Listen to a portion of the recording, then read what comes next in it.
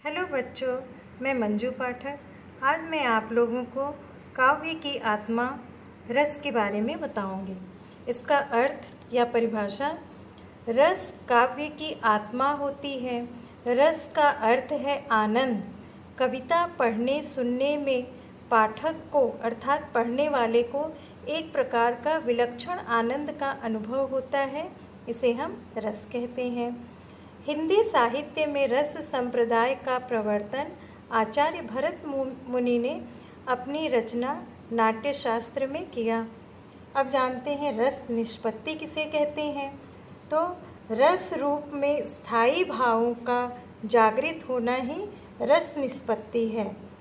इसका आरंभ भरत मुनि के निम्न सूत्र से होता है। ये सूत्र है: विभावानुभाव व्यभिचारी संयोगाद्रस निष्पत्ति, अर्थात विभाव, अनुभाव एवं व्यभिचारी संचारी भाव के संयोग से रस निष्पत्ति होती है। अर्थात इन भावों के संयोग से ही रस की निष्पत्ति होती है। अब ये भाव क्या होते हैं, इसे हम क्या कहते हैं? तो ये रस के अंग कहलाते हैं। अब रस की अभिव्यक्ति के ये जो चार साधन, चार अंग हैं, इनके बारे में हम जानेंगे। पहला है स्थायी भाव, दूसरा है विभाव, तीसरा है अनुभाव और चौथा है संचारी भाव। सबसे पहले हम स्थायी भाव के बारे में जानेंगे। तो स्थायी भाव रस का मूल है। यह चिरकाल तक हृदय में निवास करते हैं। हृदय सहृदय अर्थात पाठक या दर्शक जो पढ़ने वाले या देखने सुनने वाले होते हैं, उनके हृदय में ये स्थायी रूप से रहते हैं। इन्हें छिपाया या परिवर्तित नहीं किया जा सकता है।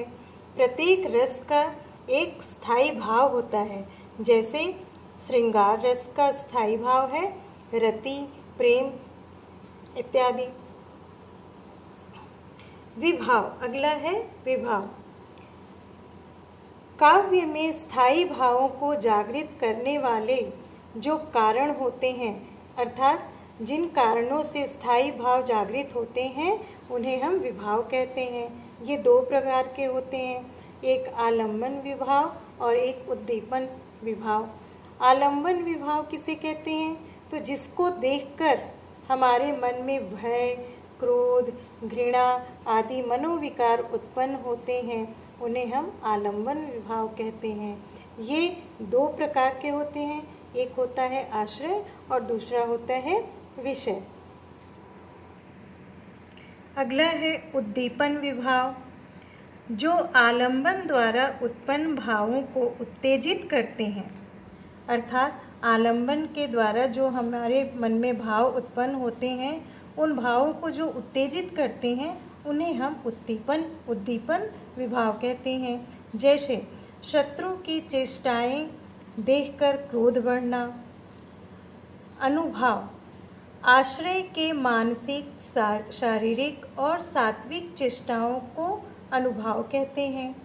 संचारी भाव, जो भाव हमारे हृदय में थोड़ी देर के लिए आकर हलचल मचा देते हैं, अर्थात आश्रय के चित्त को जल्दी जल्दी उत्पन्न होने वाले अस्थिर मनोविकारों को संचारी भाव कहते हैं। जैसे भयभीत व्यक्ति के मन में उत्पन्न चिंता, शंका, त्रास, मोह, जड़ता आदि संचारी भाव कहलाते हैं।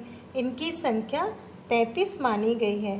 कुछ संचारी भाव के नाम मैंने यहाँ लिखे हैं, जैसे निर्वेद, ग्लानि, शंका, असूया, मद, श्रम, आलस्य, दीनता, चिंता, मोह, स्मृति, धृति, क्रीड़ा, चापल्य, हर्ष, आवेग आदि। इस तरह से हमने आज रस निष्पत्ति और रस के अंगों के बारे में जाना। अगले वीडियो में मैं आप लोगों को रस के प्रकार और उसके स्थायी भाव के बारे में बताऊंगी। धन्यवाद।